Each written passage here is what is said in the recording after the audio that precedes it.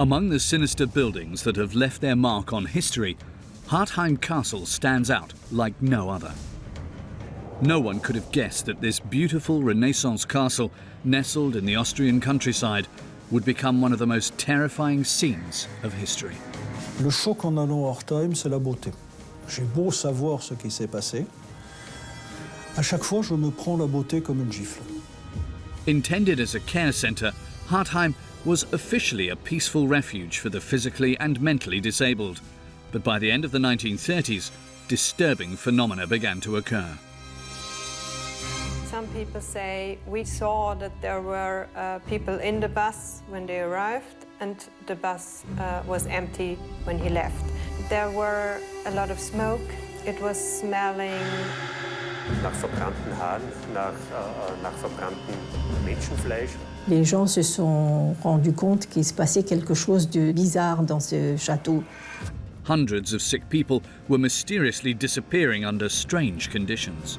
Ce qui intrigue la population allemande, c'est que beaucoup de familles reçoivent des documents très standardisés, les informant que leur nièce, leur fille est décédée de pneumonie ou d'arrêt cardiaque. On commence à s'apercevoir qu'il y a quelque chose de très louche. What secrets are hidden behind the walls of Hartheim Castle?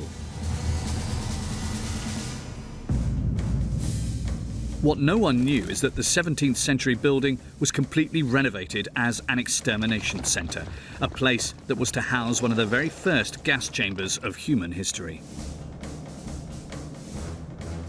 Hartheim n'est pas un camp de concentration.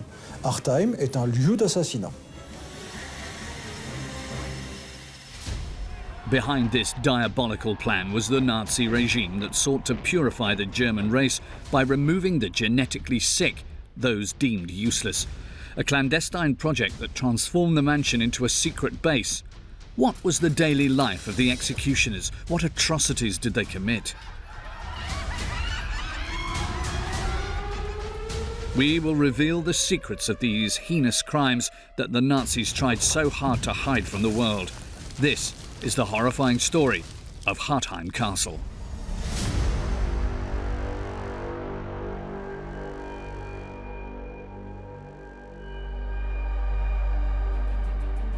The small village of Hartheim is situated in the northeast of Austria, around 50 kilometers from the German border.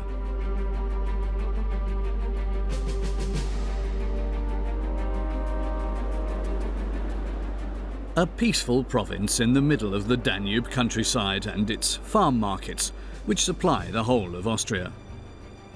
Hartheim Castle is located in the centre of this rural village, steeped in Catholic traditions for many centuries.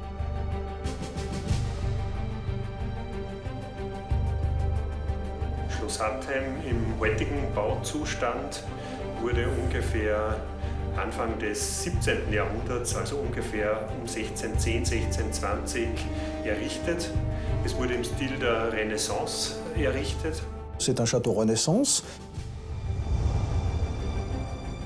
Spécialité, il y a des arcades avec des peintures.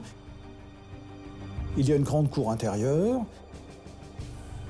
Au fil des siècles, ce château a changé de propriétaire. Il a fini par tomber dans la famille Starrenberg, qui est une famille de la noblesse locale. In the year 1896, it was given to a Catholic society, and they had to treat handicapped. And so for over 40 years, Hartheim Castle became a home for the mentally disabled from the entire region. It was a place where 200 people were treated. And the special thing was that the people who were cared for, they helped also in the surrounding. It was a kind of a little farm, and it was very interesting to see that they tried to work with the people and not only care for them. C'est un lieu où on n'exclut pas, mais on inclut. On inclut puisque les handicapés travaillent avec les valides. Les handicapés, ceux qui peuvent, ont la possibilité d'aller travailler au champ. De même, ils côtoient des animaux. Alors, il ne s'agit pas de les rendre utiles, mais il s'agit de leur donner la meilleure vie possible. Donc, en ce sens-là, c'est plutôt progressiste, voire atypique. C'est un lieu de vie. For decades, disabled people had the right to live in Hartheim without judgment. An oasis of tolerance that would soon disappear. At the end of the 1930s, the atmosphere in the castle became more serious. Officially, Hartheim was still an institution for the care of the disabled, but they decided to close it off from the public. Disabled patients disappeared completely from the gardens, and the villagers noticed buses that arrived and left daily in the courtyard of the castle. Dans le village à côté, les gens s'étonnaient de voir arriver des cars, des bus remplis de malades. People say we saw that there were people in the bus when they arrived, and the bus was empty when he left. Petit à petit, les gens se sont rendus compte qu'il se passait quelque chose de bizarre dans ce château et qu'on ne voyait jamais ressortir les malades. Even more disturbing, thick, nauseating fumes began to emanate from the chimneys of the castle and spread across the town. There were a lot of smoke. It was smelling not like normal smoke if you burn wood. Konnte auch gerochen werden. Wir wissen aus Berichten von Zeitzeugen, dass es zum Teil hier in der Umgebung sehr stark stank, nach verbrannten Haaren, nach verbranntem Menschenfleisch. The villagers, frightened, began to ask questions. They were quickly summoned by the castle authorities, who gave them an explanation.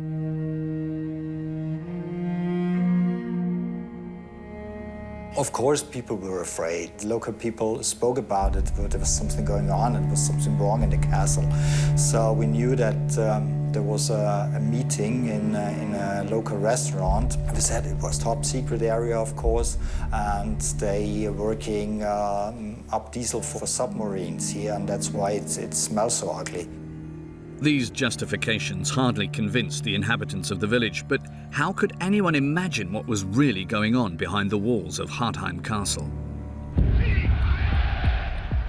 What no one knew was that the castle was part of a diabolical plan developed by the Nazi powers in Berlin. When Hitler came to power in Germany a few years earlier, he targeted those accused of corrupting the purity of Aryan blood, all the sick and disabled people suspected of having undesirable genes. The Führer wanted to prevent them from ever reproducing. Donc en Allemagne, les handicapés, par dizaines de milliers, voire par centaines de milliers, sont stérilisés de force. Vraiment de force. Souvent sans leur demander leur avis, sans que les familles soient au courant. To legitimize this war against disabled people, a propaganda campaign was even launched by his minister Joseph Goebbels. À partir de 1933, il y a une campagne massive qui passe par l'enseignement scolaire, par les affiches, par les tracts, mais aussi par le cinéma. Et donc on va diffuser dans des expositions, dans des films, des images volontairement laides, monstrueuses, destinées à choquer les personnes. C'est ce qu'on appelait les mangeurs inutiles. Ces campagnes ne sont pas encore des appels au meurtre. Ce sont des campagnes de sensibilisation. In the end, these brutal measures led to the sterilization of over 400,000 disabled people considered a threat to the German Aryan race. But this was still not enough. With Germany's entry into the war, Hitler wanted to completely eradicate all these additional mouths to feed. And this is where Hartheim Castle will soon enter the Führer's plans. A top-secret operation was launched called Action T4. Il y a une réunion à la chancellerie d'Hitler avec des médecins dans laquelle on a décidé d'assassiner les handicapés et les malades. C'est un des très rares ordres signés que l'on ait de la main d'Hitler. Die Aktion T4 richtete sich vor allem gegen Menschen, die in Behindertenheimen und in psychiatrischen Kliniken lebten. Es gab verschiedene Kriterien, die zur Auswahl dieser Menschen zur Vernichtung führten. Es wurden dann Meldebögen an die verschiedenen Heime und Kliniken ausgeschickt. To carry out their plan, the Nazis created, in the greatest secrecy, 6 euthanasia centers throughout the Reich. 5 in Germany, the majority in old hospitals, and 1 in newly annexed Austria, in Hartheim Castle. Es gab hier sehr gute Kontakte der führenden Nationalsozialisten von Linz nach Berlin. Zum anderen dürfte auch die geografische Lage von Schloss Hartheim ausschlaggebend gewesen sein. Schloss Hartheim liegt in der Nähe von Linz, in der Nähe von einem Verkehrsknotenpunkt, aber doch nicht mitten in der Stadt, nicht mitten in einem dicht bebauten Stadtgebiet, sondern ein bisschen außerhalb. So war auch die Geheimhaltung dieser Morde. Ils ont conscience d'aller très loin, de franchir des limites et des frontières que le peuple allemand, dans sa morale chrétienne, libérale, humaniste, ne peut pas comprendre. C'est pour ça que l'opération T4 reste secrète. Parce que l'opération T4 va tuer en masse des Allemands. Their first step was to transform the Renaissance castle into an extermination centre. Work began in the winter of 1939. The 4,000 square metre building was completely refurbished for the needs of the T4 operation. The third floor was transformed into a storage area for confiscated belongings and clothing. On the second floor, dozens of spacious single rooms were built for staff members, as well as a large reception room. The first floor is dedicated to the bureaucracy, the area reserved for dozens of secretaries and administration officials. The bulk of the work will be concentrated on the ground floor, under the arches of the courtyard. First of all, in the north wing, the creation of several rooms to treat convicts. Then, in the west wing, they built what looked like a shower room, which in reality was one of the first gas chambers in history. C'est un prototype dans la mesure où c'est la première fois, historiquement, que l'on met en service des chambres à gaz. Dans le cas d'Hartheim, les douches n'étaient pas fictives. Alors dans certains centres d'extermination, c'était fictif. Là, non, elles fonctionnaient. On ne sait d'ailleurs pas si on ne les faisait pas fonctionner pour masquer le bruit du gaz qui rentrait. This gas chamber measures barely 25 metres squared. To make it completely airtight, 2 accesses were dug out, closed off by 2 bomb-proof doors. The door to the courtyard is completely blocked. The gas is released from a small room next to the chamber, where the gas bottles are arranged. Il y a une petite pièce qui a toujours été là, dans laquelle on entreposait les bonbonnes de gaz. Donc Hartheim a gazé au monoxyde de carbone, acheté à l'industrie pharmaceutique et chimique allemande. Donc en gros, on commandait des bonbonnes de gaz. As an extension of the gas chamber, they built a morgue to store the corpses. And finally, at the extreme southwest of the building is the room where they burnt the tortured bodies to ashes, the crematorium. C'est un crématoire avec 2 fours. Ça s'appelle des moufles. Le brûleur disait qu'il pouvait brûler entre 2 et 8 corps à la fois. Les os étaient ensuite broyés. Et donc dans la cour, il y avait un broyeur qui servait à broyer les os qui sortaient du crématoire. In May 1940, construction was completed. Hartheim Castle was now ready for use. Administration entrusted the management of the new centre to a man with a particularly disturbing profile. Christian Wirth, nicknamed Christian the Terrible, a German policeman who had become an SS officer and was close to the chancellery. Christian Wirth. Là, on rentre dans la catégorie des criminels, on va dire hors norme. Hors norme, hors pair. En gros, Wirth, c'est la personne qui regarde est-ce que tout fonctionne. They describe him as a rather rude guy, really tough, and they were so afraid of him. C'était un homme redouté, c'était un homme redoutable. Il a fait partie du Sicherheitsdienst, c'est-à-dire de la police secrète du nazisme. C'est donc un homme de confiance avant même l'arrivée au pouvoir d'Hitler. Known for his sadism without limits, Wirth organised an assassination project in Hartheim that was planned down to the last detail. Die Menschen, die hierher gebracht wurden, die blieben maximal für 3 Stunden hier am Leben. Throughout the country, delivery buses were chartered especially to transport the disabled who were being sent to their deaths. They arrived in the east wing of the castle where a garage with a roof was built. This way, they disembarked out of sight.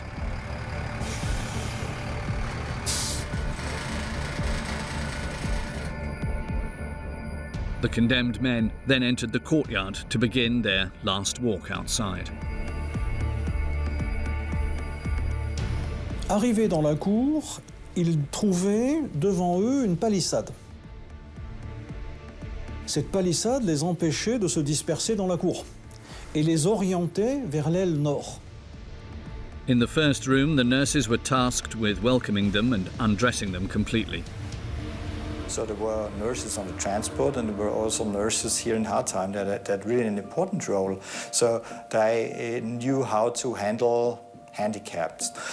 They created a safe situation for them under the circumstances. When 100 people arrive in this place, some people were nervous, and so they got medication to calm down, and that's why they needed nurses.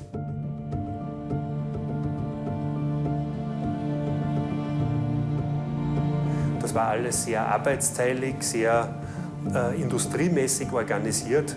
Also dieser gesamte Tötungsprozess lief eigentlich wie an einem Fließband ab. Once they were naked, they were taken to the adjoining room. Ensuite, il y avait dans le coin une grande salle avec des tables et des hommes en blanc. Cette salle-là est soi-disant la salle d'examen, mais en réalité, il y a très peu d'examens. C'est-à-dire, on vérifie l'identité des personnes. So actually, the examination they did was to look into the mouth and look for golden teeth. S'ils ont des dents en or, on leur met un signe. C'était une croix, soit sur la poitrine, soit dans le dos. And afterwards, they were told that they had to go for a shower and before they can enter the rooms later. And then they were guided into the gas chamber. Lorsque la porte se ferme, le processus d'assassinat commence.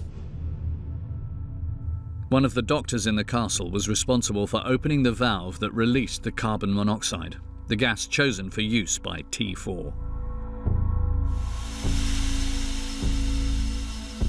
Kohlenmonoxid führt dazu, dass die roten Blutkörperchen im Blut der Menschen keinen Sauerstoff mehr aufnehmen können und daran. Les symptômes étant des violents maux de tête et de violents vomissements. À partir d'un certain moment, de quelques minutes, les personnes, normalement, sont inconscientes. La mort intervient 20 minutes après. Avec la promiscuité, le nombre de personnes, etc., il devait y avoir 5 minutes parfaitement horribles. La chambre à gaz d'Hartheim n'est pas grande. Le brûleur dit qu'au maximum, il pouvait rentrer 120 personnes. Je n'ai jamais compris comment on peut... Enfin, je comprends, mais je refuse d'imaginer comment on peut entasser 120 personnes là-dedans. After these long minutes when screams gave way to silence, a ventilation system started up to evacuate the gas. The macabre work of the so-called burners begins, a group of men who work 24-hour shifts. Their mission is to collect gold teeth from the corpses marked with a cross. They must then transport the dozens of bodies to the crematorium. Once the bodies are burned and the bones crushed, the burners are in charge of getting rid of the evidence, tons of ashes, disposing of them into the surrounding waterways.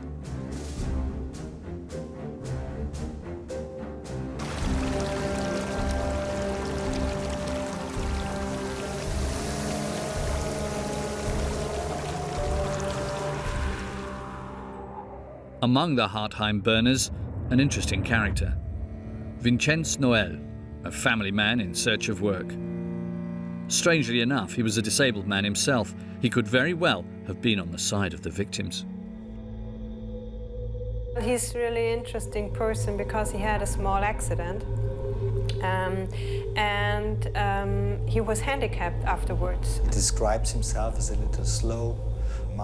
Il était hémiplégique, notamment il avait le bras droit qui était difficilement utilisable, ce qui fait qu'il ne pouvait pas arracher les dents en or. Alors ses camarades lui disaient que sa place n'était pas devant le crématoire, mais dedans. C'est véritablement l'individu simple qui, sans raison idéologique, se trouve à un moment au plein cœur d'un processus d'assassinat et de monstruosité. In order to endure the horror of his work, the fragile Vincenz Noel was given an extra half a glass of schnapps each day. Like the disabled burner, many Hartheim employees were not initially convinced by the Nazi program. But no one was oblivious to what was happening: the systematic murder of vulnerable and sick people.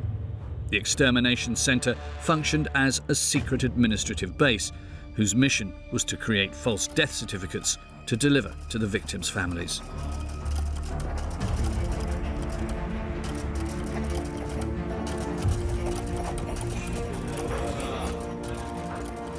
Il faut s'imaginer Hartheim non pas désert, mais habité, c'est une ruche.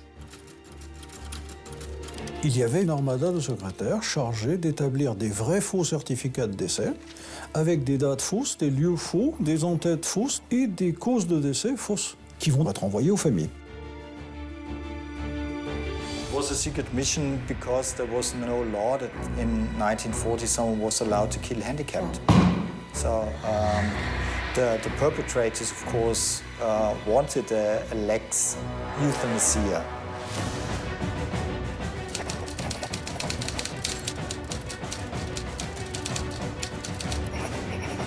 In diese Dokumente, wie zum Beispiel Lungenentzündung, Grippe, Blinddarmentzündung und andere natürliche Todesursachen. Man wollte dadurch sowohl die Behörden wie auch die Familien täuschen. Man wollte ja nicht, dass etwas über die wahren Ereignisse hier im Schloss nach außen kommt. Il y a une véritable falsification de l'histoire. To add insult to injury, some families were even given urns filled with ashes taken at random from the crematorium. In total, within the castle walls, there were nearly 70 employees living in isolation, forbidden to mix with the rest of the population. In the evening, nurses, burners, bus drivers, secretaries and doctors regularly met to dine together.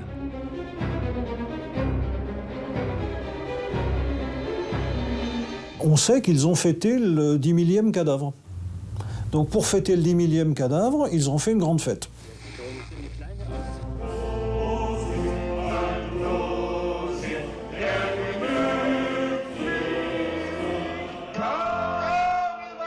Tous ces lieux d'extermination étaient des lieux où l'alcool coulait à flot, qu'il y avait des fêtes, où certains font de la musique, d'autres dansent, d'autres chantent, on est entre hommes, entre femmes, on boit l'alcool. Hartheim était un lieu, plus que de vie, c'était un lieu de débauche. On weekends, the Hartheim administration also gave its employees special treats for their entertainment. Es gab für das Personal auch gemeinsame Fahrten ins Theater, es gab gemeinsame Ausflüge. C'est-à-dire tous les dimanches, ils prenaient les autocars, les mêmes dans lesquels ils amenaient les patients. Ils prenaient les autocars et ils faisaient des excursions dans la campagne autour. Es gab auch hier in Oberösterreich an einem schönen See im Gebirge ein eigenes Erholungsheim der Aktion T4.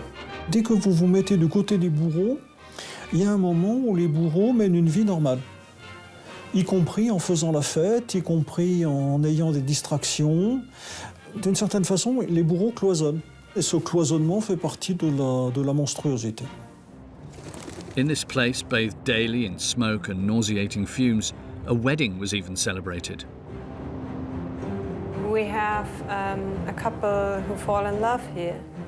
She was a nurse, he was a burner, and they also married in this house. And they had their wedding celebration, not outside, not in a restaurant, they had it here in the house. Es gibt auch ein Foto dieser Hochzeit, das vor dem Schloss gemacht wurde.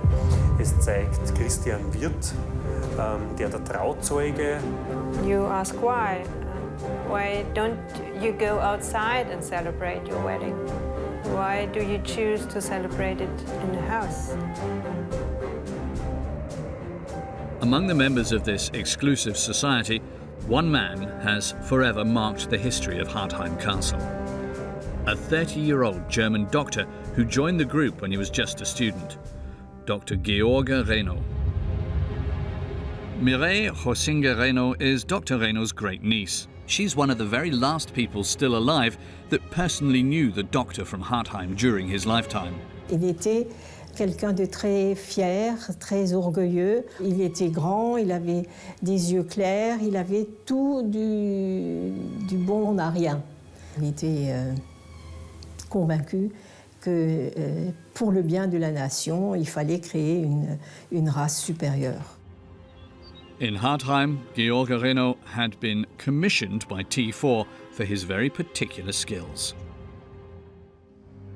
Il semblerait que le docteur Reno se soit fait remarquer par sa façon de maîtriser les barbituriques. Sa spécialité, avant même d'être à Hartheim, était de tuer les patients sans laisser de traces. Il fait partie des médecins qui acceptent l'idée de tuer les patients, parce que pour lui, ces personnes ne méritent pas de vivre. Sa fierté, son orgueil était au-dessus de tout.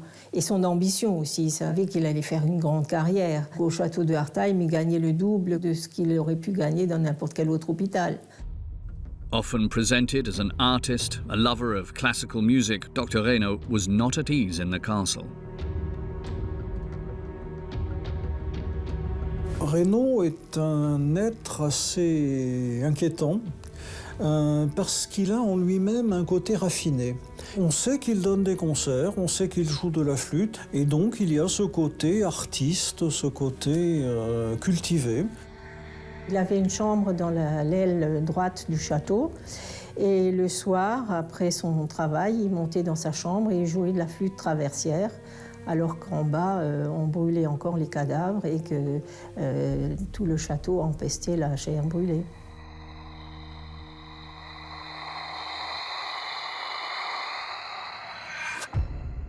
As a doctor, Reno was directly involved in the extermination process. He was responsible for turning the valve that released carbon monoxide into the gas chamber. Une de ses fonctions était précisément de veiller au fait que l'exécution se termine par la mort des patients. He also was responsible for welcoming the Nazi officers who regularly visited the castle. Le château de Hartheim était un château qui était cité en exemple pour son efficacité. Et de temps en temps, il y avait des dignitaires nazis qui venaient assister à des gazages de démonstration. Reno a avoué avoir tourné le robinet de gaz lorsqu'il y avait des dignitaires nazis qui étaient venus regarder. Dans la chambre à gaz d'Hartheim, il y avait un œilleton qui permettait, depuis la cour, de voir l'intérieur de la chambre à gaz.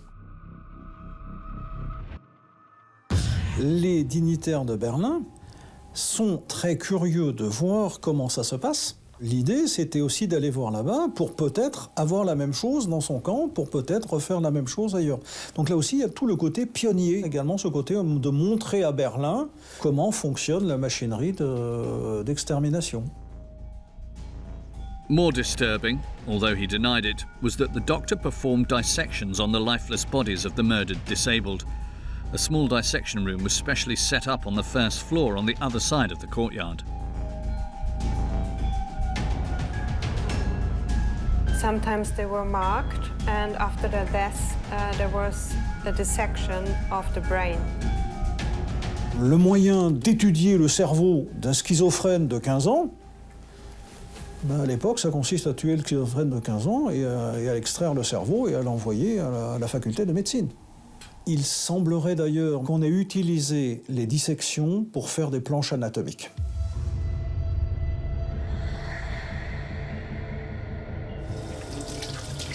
Dr. Reno, as a zealous disciple of National Socialism, took part in the darkest missions of the T4 operation in Hartheim. Mireille Hosinger Reno, his great niece, only discovered this dark side many years later. In the mid-1980s, while digging into her roots, she discovered her uncle's secrets. At the time, she knew nothing about his life. She didn't know that the former doctor of Hartheim changed his name after the war and managed to escape justice all these years. Il m'a très gentiment invité avec mon mari, mon fils, et on est allé à plusieurs reprises là-bas.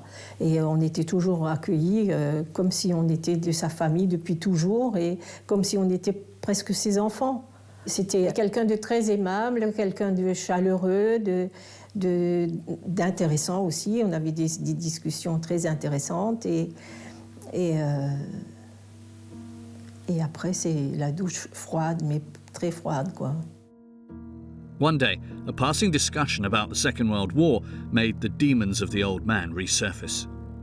L'oncle Georg qui me dit « Ah oui, eh bien, c'était une période difficile, mais il faut quand même que je vous dise, ne croyez pas tout ce qu'on peut lire dans les livres et dans les journaux, ou ce qu'on entend à la télé ou à la radio.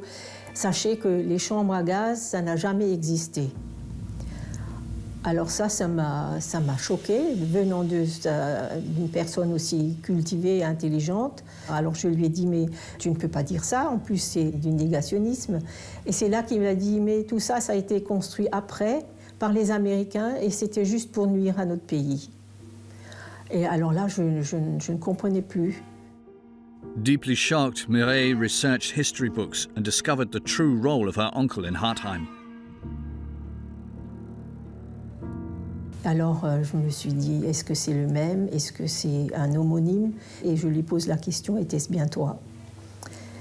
Et il me dit, oui, mais tu sais, maintenant on a d'autres soucis. Finalement, ça remonte à très longtemps, il faut oublier. Et puis, on avait l'impression que c'était juste un détail de sa vie, quoi.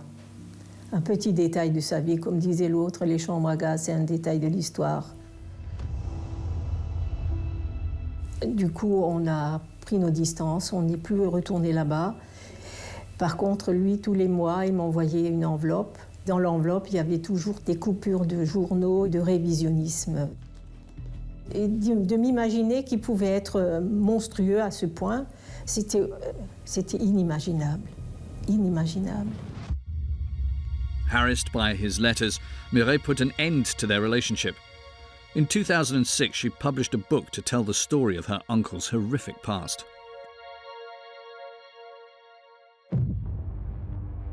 At the beginning of 1941, the number of gassings increased at Hartheim. Every week, around 10 buses dropped off patients condemned by the regime to their deaths. To get rid of the evidence that accumulated each day, the burners continued to pour their wheelbarrows full of ashes into the waters of the Danube. The pace of exterminations was so fast that the chimney connected to the crematorium couldn't hold up. Yeah, the problem with the chimney, that they have to build a second one. It was told that the chimney, that there was a fire in the first chimney because it was too small and there was just one chimney. So one chimney had to do the central heating and also the crematorium-ofen. Nun errichtete man im Schlosshof einen eigenen, quasi industriellen Kamin. The decision was made to build a second chimney in the castle grounds, in the southwest corner of the courtyard. An industrial brick chimney connected to the crematorium, measuring 20 metres high and not 1 metre higher, so that it didn't protrude from the roof and instead remained invisible to the outside world. Completely destroyed at the end of the war, no trace of this second chimney remains today.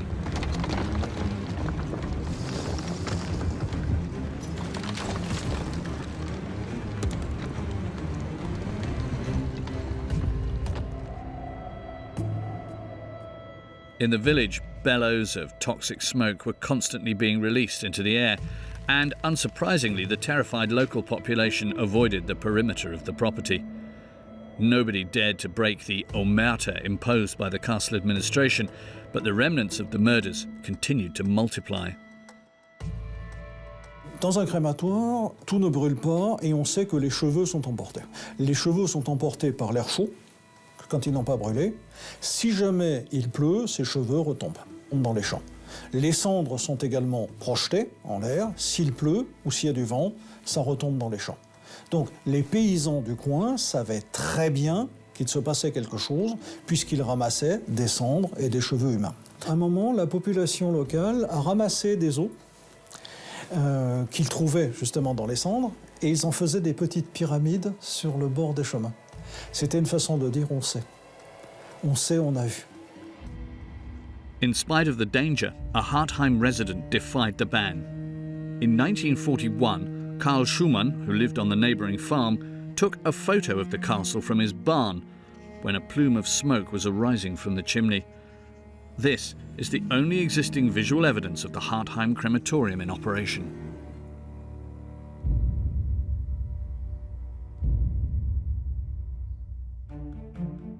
While the village was kept in the dark, hundreds of Catholic families throughout the Reich began to grow concerned about the increasing number of disabled people who were dying under strange circumstances. The secrecy surrounding Action T4 begins to crumble.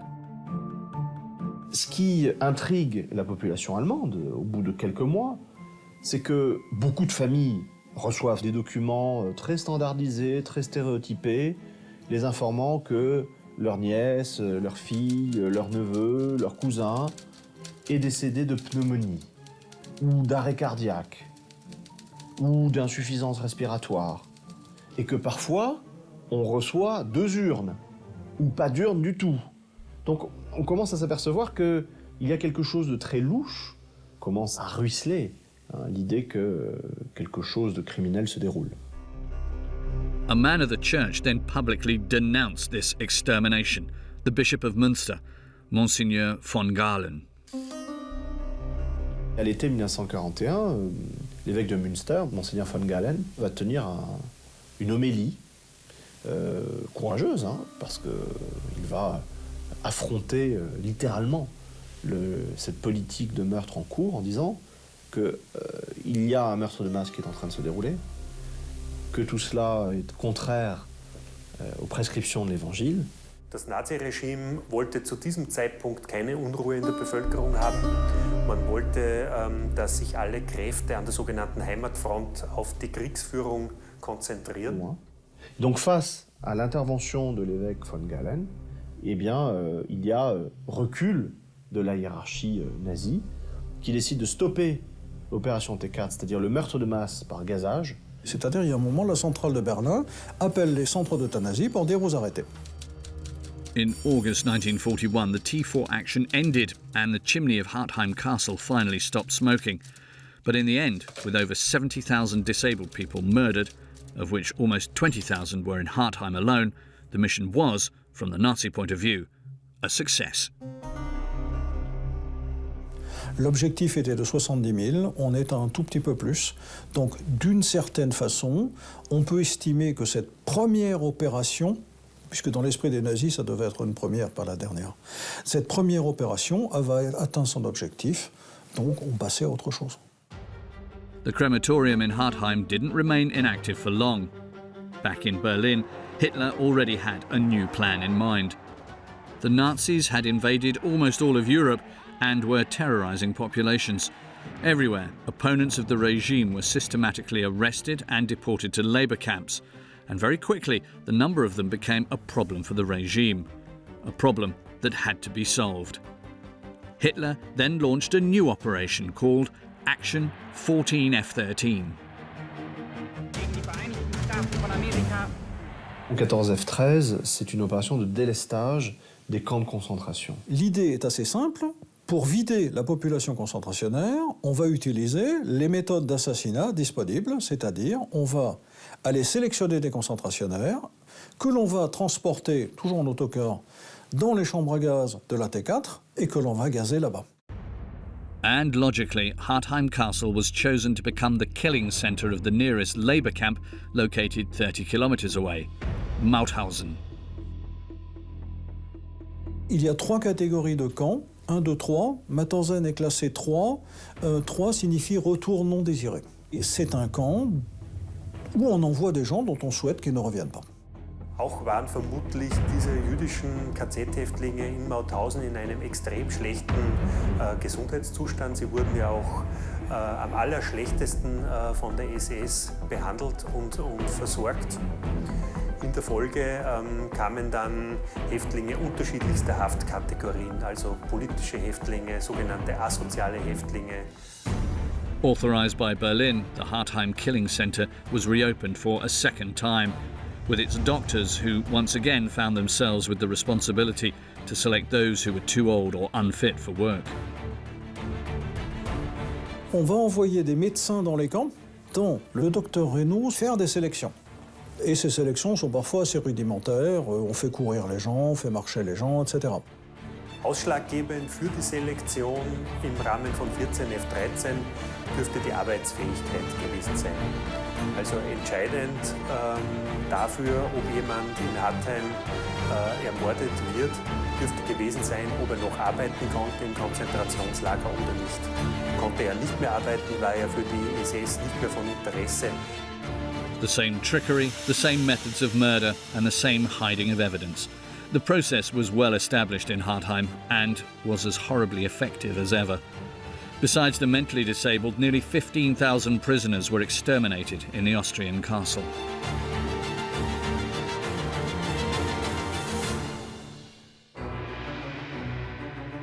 In March 1942, Hitler, assisted by Reichsführer Himmler, decided to launch the Reinhardt action in Poland. It was the first phase of the Holocaust. It will lead to the murder of over 1.6 million Jews. For this stage, 3 new extermination camps were constructed: Belzec, Sobibor and Treblinka. And very quickly, to carry out this new large-scale criminal operation, the skills of the Hartheim staff were called upon. Uns sind derzeit ungefähr 25 Personen bekannt, die in Hartheim tätig waren und später dann ins besetzte Polen kamen, um an der Aktion Reinhardt mitzuwirken. An der Stelle in der Aktion Reinhardt tätig. Es waren aber auch die Polizeibeamten wie Rechleitner, waren dann später in der Aktion Reinhardt. The burner, Josef Vallaster, the man who got married in Hartheim, continued his career in the Sobibor camp. Christian Wirth, the head of the Hartheim police, was even appointed to be responsible for the construction of all the Reinhardt action camps. He was to become the head of the Belzec camp. He gained a reputation for the extreme cruelty with which he treated the Jewish prisoners. Always equipped with a horsewhip, Wirth did not hesitate to torture to the point of death. Christian Wirth, c'est véritablement le point central. C'est lui qui va être chargé de mettre en place, cette fois-ci, les processus d'assassinat que je vais appeler cette fois-ci des processus industriels. On n'est plus dans la mécanisation, on est dans l'industrialisation. Hartheim, en gros, a assassiné entre 20 et 30 000 personnes sur plusieurs années. Un camp comme Belzec, Sobibor, Treblinka, 20 000 ou 30 000 personnes, c'est en quelques jours. C'est parce qu'il y a eu Hartheim que la Shoah devient possible. C'est parce qu'il y a eu Hartheim que Belzec, Sobibor, Treblinka deviennent possibles, à condition bien sûr de franchir un palier. The first Holocaust camps thus benefited directly from the expertise acquired by the executioners in Hartheim. For historians, Hartheim Castle is considered a school of crime that made the Holocaust technically possible.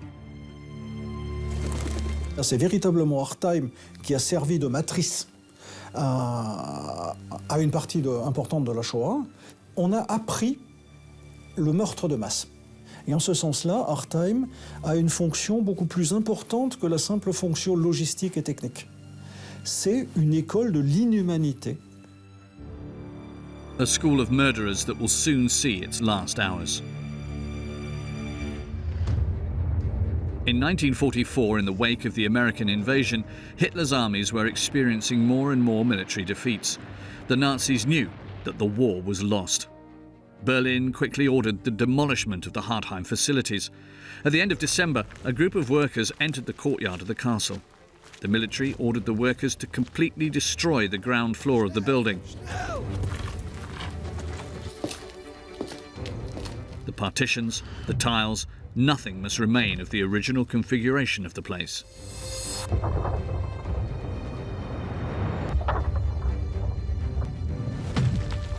Et donc ils vont effacer les choses. Ils vont casser la cheminée, ils vont reboucher certaines portes, ils vont rouvrir certaines portes et ils vont faire disparaître toute trace.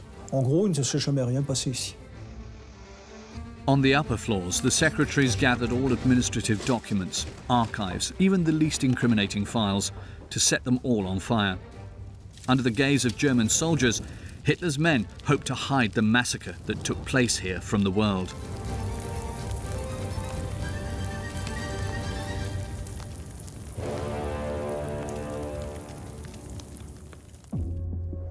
To better fool the future liberators, the castle will even reopen its doors only a few weeks later to a completely different public. In 1945, they arranged an asylum for kids, for widows here. So just to show, it was just a place where kids were treated, actually. So the idea was that when the war is over, it looks like a special house because it's a castle, a beautiful house where there are children which are cared for. Once all the evidence was removed, the castle became, unbelievably enough, a home for underprivileged children. With the end of the war, Hartheim's terrible secrets could have been buried forever. However, this was not the case, thanks to the determination of an American soldier in charge of investigating war crimes, Major Dameron. Le Major Dameron est donc un officier américain. Il appartient à une unité d'examen des crimes de guerre. Et donc il accompagne les libérateurs et ils sont chargés sur les différents sites d'élucider les crimes de guerre. Dieses Team unter Charles Dameron führte eine sehr umfassende Untersuchung der Verbrechen in Hartheim durch. Sie konnten verschiedene Beteiligte des Personals befragen. Sie konnten verschiedene für Kriegsverbrecherprozesse verwendet werden. The Major also came across some incriminating documents that had been forgotten by the Hartheim employees in their haste. Le Major Dameron a eu de la chance. Il a trouvé dans une armoire des documents nazis et des documents de la T4. Ce sont des documents statistiques établis par la T4 et documentant la T4 centre par centre. Ça veut dire que le Major Dameron a également sécurisé les preuves de l'existence de T4 à travers de ce qu'il a trouvé. Et donc, encore une fois, on doit la perspicacité de cet officier américain, le fait que le subterfuge n'ait pas réussi. Even today, the Dameron report remains the most important historical source of information about what actually took place behind the high walls of Hartheim Castle.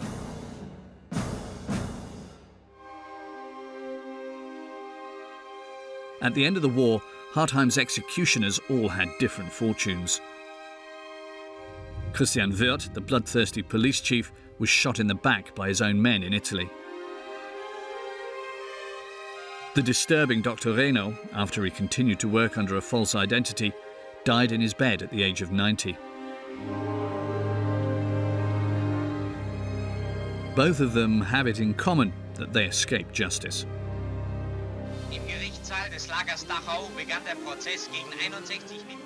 But that was not the fate for all of them. Vincenz Noel, the Hartheim burner, a man who was disabled himself, answered for his actions at the Mauthausen trial in 1946. Il est rattrapé par la justice et la justice lui applique la peine maximale puisqu'il a reconnu, y compris avoir tué ou participé à l'assassinat de concentrationnaires. Et à ce moment-là, c'est la peine maximale. Il disait qu'il avait des cauchemars, etc. On a quand même l'impression de quelqu'un qui n'a pas tous ses moyens intellectuels. C'est d'ailleurs dit dans le jugement aussi. Au niveau intellectuel, il est limité. Sentenced by the court, Vincenz Noel was the only employee of Hartheim to be tried and executed.